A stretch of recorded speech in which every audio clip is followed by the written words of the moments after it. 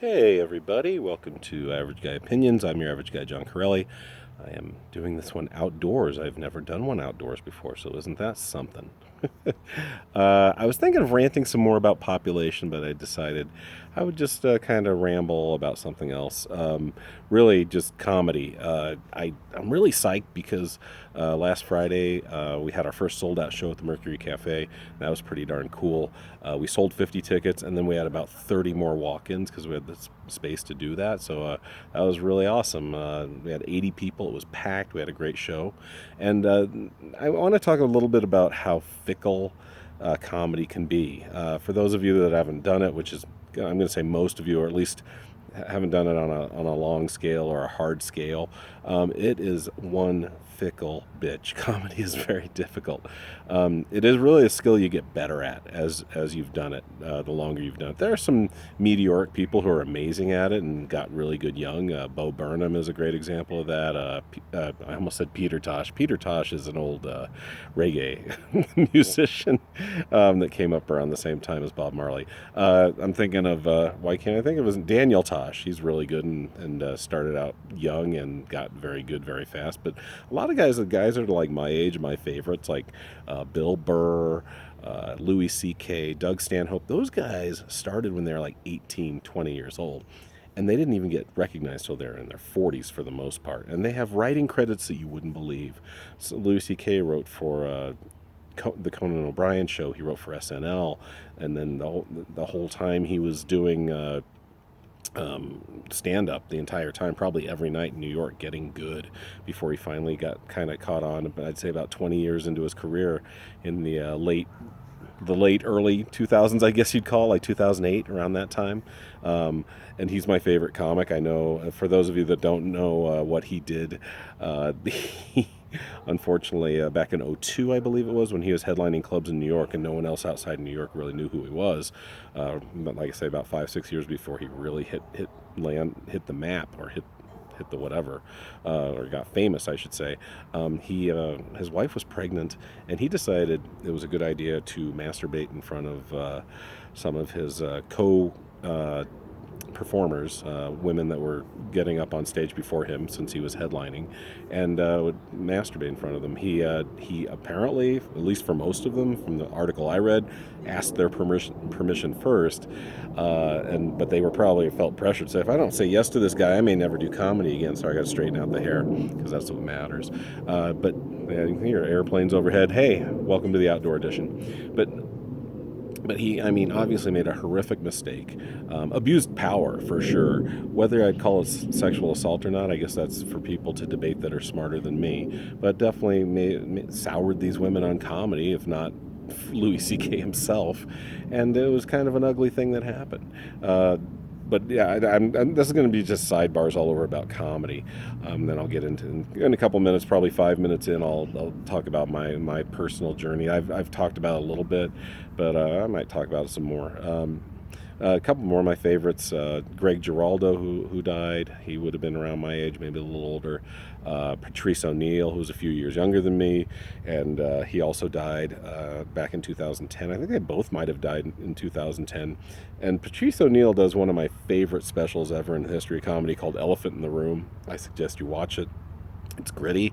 I like New York-based comics. I don't know if that's a bias because I was born in New York, or that's just the way I like my comedy. I think I may have told you guys I also liked comedy because my father kind of raised me on it when I go see him on the weekends. When I was too young to be listening to that type of stuff, to be honest, but I'm glad he did. Glad he exposed me to it. It was Richard Pryor, George Carlin, edgy comics at the time. Even Rodney Dangerfield, we would listen to on vinyl. It was a lot of fun to go do that on the weekends at his house.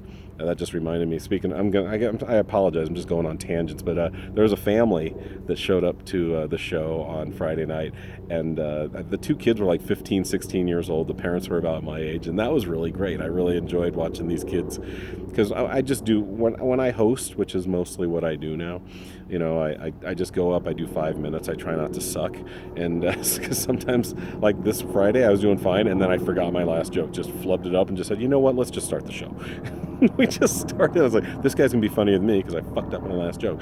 And it's fun to watch the audience and watch the comics, especially comics you've never seen before. Like last week, I had 3 comics from Nebraska, had never seen them at all, and so that was kind of cool. The other 2 comics from Colorado I knew pretty well, and they did great. But it is fun to watch, like, not only the comics and the new jokes and have a fun time as being part of the audience. It's also fun to watch the audience and see how they're reacting, and then how, especially how family of 4, just a typical suburban family, in my opinion. The wife was very nice. Her name was Jamie, and she bought one of my books, so that was cool. That dad seemed like a really cool guy, and the kids seemed very nice too, and it was just kind of funny seeing them in the front row just go to a comedy show, a live comedy show. No known comics really outside of Denver, probably. So it was kind of cool. I have talked about in the past how I've been doing comedy for about 12 and a half years officially. I mean, I've never hit the mic super hard. I did a little bit after the divorce. I think that was just to fight the depression of being divorced. But up until then, I had only been doing comedy a few years, and it was very infrequent because I care. I mean, this is not a brag. This is just the person I am. I cared about my family more than I cared about comedy, which is the way it should be if you have a family, in my opinion. The reason I think I'm talking about comedy is tomorrow night I'm going up to Longmont. For those of you that don't know Colorado very well, Longmont's about an hour north of Denver, maybe 45 minutes if you're going really fast because the speed limit's 75 once you get out of town. But for an old man like me, it's about an hour. And it's a little distillery called, I believe it's a vodka distillery called Abbott and Wallace. And the 2 times I've gone up there, I've done really well.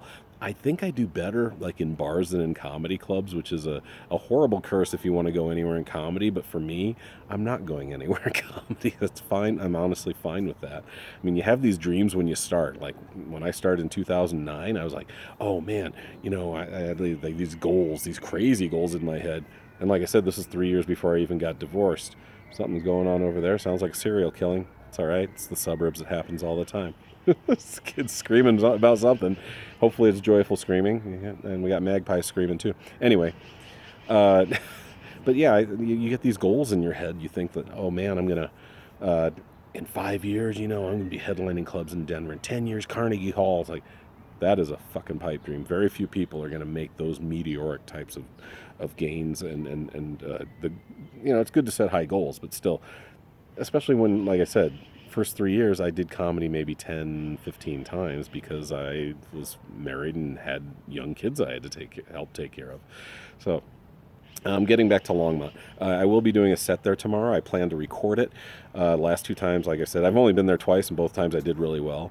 And also, like I said, I love doing bars. I love the intimacy of a bar versus a comedy club. Comedy clubs are great, but there's less of a challenge because people that are comedy club are there to laugh, unless they're some sort of sociopath that just wants to heckle or just wants to go like this and be angry the whole time. 99.9% of the people in a comedy club are there to laugh, so it's not as much of a challenge. I do like going into a bar and just seeing what I can do. My favorite set I ever did was in Pueblo 2 or 3 years ago, I'd say. And I went down there with a fellow comic and semi-friend, Jeff Cohn, and I was headlining down there, and it was just a little gig. I don't even remember if I got paid for it or not. I don't think I did, which is fine. But I went down there, and there were only about, it's called the Spotlight, which is an ironic name for this tiny little dive bar we did comedy in. But I held it's a magical moment, whether it's public speaking of any kind, but especially comedy for me, when you got them. You got them. And I had them for like 35, 40 minutes. And that's the best set I've ever had, was a dive bar in Pueblo where it's like I felt like I could have started a cult. It feels like they're hanging on your every word, and they're ready after the first couple jokes when you've done well. They're just like, boom, but keep them coming, man.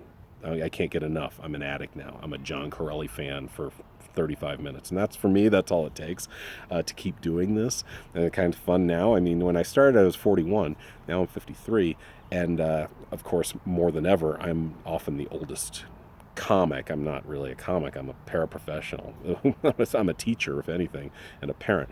Comic's way down the list. But I am the oldest comic in the room usually lately, and that's a lot of fun for me, and it's a hell of a challenge because a lot of times I'm not only the oldest comic in the room, I'm the oldest guy in the room. So it's like I'm trying to. My latest line is like, "Yeah, you didn't expect to come in here and see a guy your dad's age doing comedy. So imagine I'm your dad saying these lines to you. Pretty horrific, isn't it?" And that either loosens people up or tightens them up. I'm still figuring it out. And that's what comedy is, it's a big figuring it out process. It's a growing process. It's a lot of fun. I'm glad I get to do it. Thank you guys for listening to me outdoors. Maybe I'll do it here because this is really nice. Isn't this pretty?